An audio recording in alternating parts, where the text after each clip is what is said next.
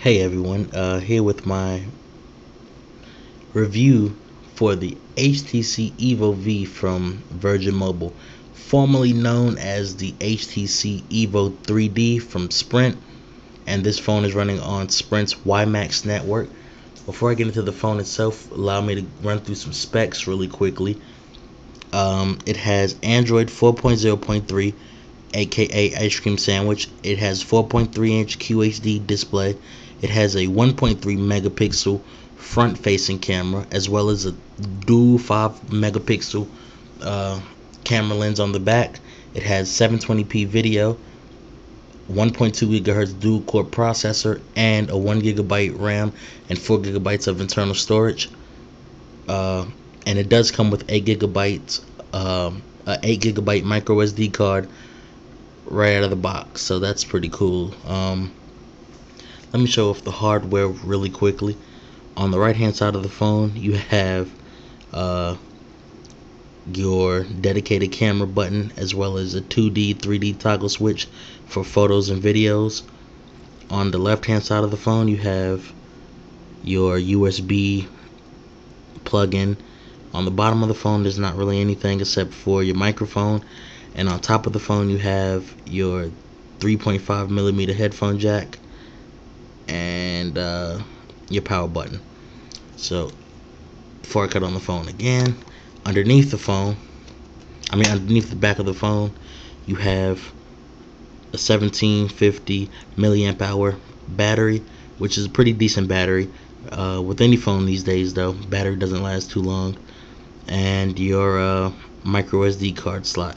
The only gripe about where the SD card slot is located is you have to take the battery out to put in a new SD card, so that can get a little troubling after a while, but it's no big deal.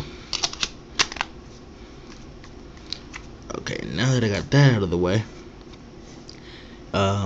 here's HTC Sense lock screen, and these four quick launch icons are interchangeable, and you can just flick it open. And here you have your home screen, and sorry, let that focus in really quick. There we go. And you can switch back and forth, and as you can see, it has a cool little 3D effect when you switch home screens, and you could pinch out and delete or add home screens as you see fit, up to 7 home screens.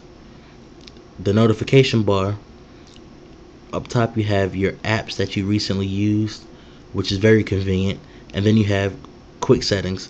You go into quick settings and you have pretty much like your 4G Wi-Fi hotspot, mobile network, yada yada, and then you have task manager. I don't think I have anything open, but anyway, you can kill your task from right there, and that's very convenient to have right there from the get-go. I'll go into settings really quickly, and settings, as you can see here, you have pretty standard for every Android phone. You do have usage, which shows you how much data you've used. You have personalized, and here's where you can change your wallpaper, lock screen, your skin, or your lock screen shortcuts, which is what I was telling you about earlier. And down here, yeah, so pretty much standard stuff. Won't spend too much time on that. Allow me to go into the camera. I know a lot of people ask about that. Sorry for the brightness. See if it could zoom in any closer. Anyway, it's not gonna zoom. So you have your settings, your auto flash, your scenes, which, you know, portrait, landscape, whiteboard, close up, yada yada. And then you have effects up here, which is kind of like the Instagram thing: distortion, depth of field, dots, and that's pretty convenient to have right there in your camera. and the camera quality is pretty good. The 3D photos come out a little gimmicky for my taste, but I know a lot of people might like it, so it's just an opinion. And yeah, so that's the camera. It does, like I said, does what it says. You have a few different options here: face recognition, auto upload, geotag, auto enhance. The camera, I give most HTC phones that. The cameras are decent, very good. They get the job done. So next, I'll go into the web. I know a lot of people ask about the web, and I am using Wi-Fi. So again, let me preface this with saying I am using Wi-Fi. So if data speeds are a little slow, it's because I'm on my Wi-Fi network and not 4G. But as you can see, even on my slow Wi-Fi, page loaded pretty quickly. I go to settings. I go to settings, and you have bookmarks, which are here. You have view desktop site, which you can bring up the full site on pages. Find on page, settings, and downloads and history, which is pretty standard for most ice cream sandwich phones now. I don't know if I mentioned it earlier. I don't think I did, but you can screenshot on this phone.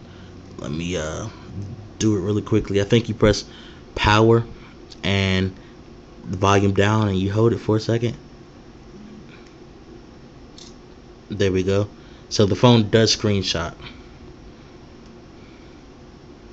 which is cool to have.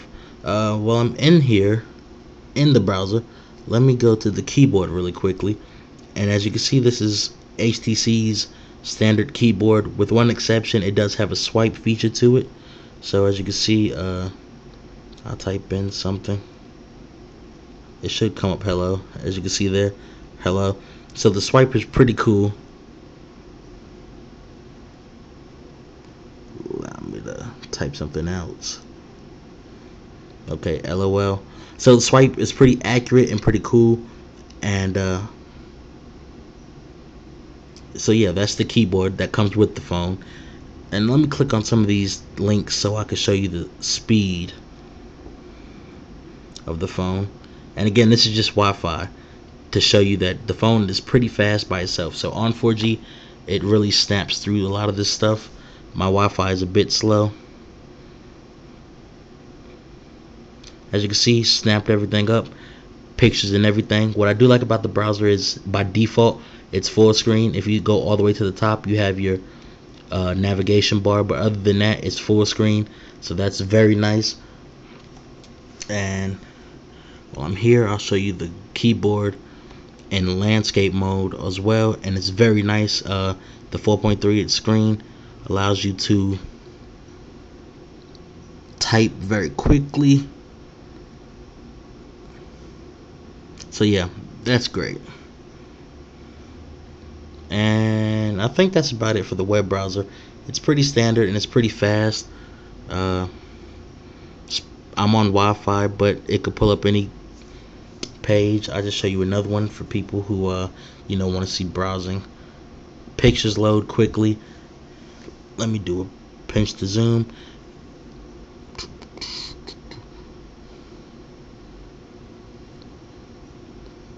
Okay, so pinch to zoom. Still no pinch to zoom. Okay, well, this page is already formatted for mobile, but it does zoom in nicely. It doesn't have the checkerboard effect that a lot of phones have. And again, the processor and everything keeps this phone without lag.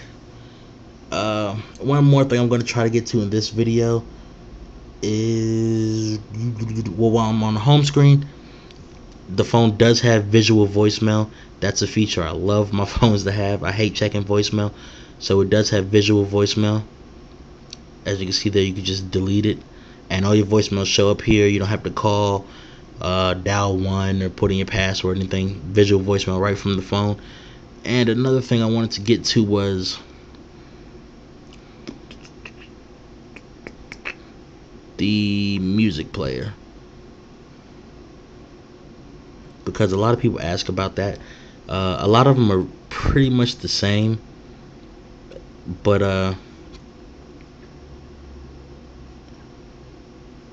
yeah, let me go ahead and type that in real quickly. So yeah, here's the media player. As you can see, I was playing around with another app earlier, the Bane recording app. So this is just a recording from that. But the speaker is nice and loud. Uh, it doesn't have Beats audio, but it does have a built-in equalizer. I would like to have seen Beats on this phone, but the sound is pretty okay. It comes through loud on the headphones, and it has a lot of options. I'll go into the options. It has sound enhancer, add to playlist, update album art. You can find the video from the song, or you can set his ringtone. And one thing I do like about setting his ringtone, uh, you could trim down the ringtones to whatever length you want. So that's pretty cool. So I think that's it for this part one. Whatever I didn't cover in this part, I'll cover in the next part. Especially I'll go over gaming. I'll go over a few other things, messaging, and a few things. But please like and subscribe. Please tell me what I didn't cover, and I'll put it up in the part two. I'll try to get it up in part two. Hope I answered some questions, and I'm out.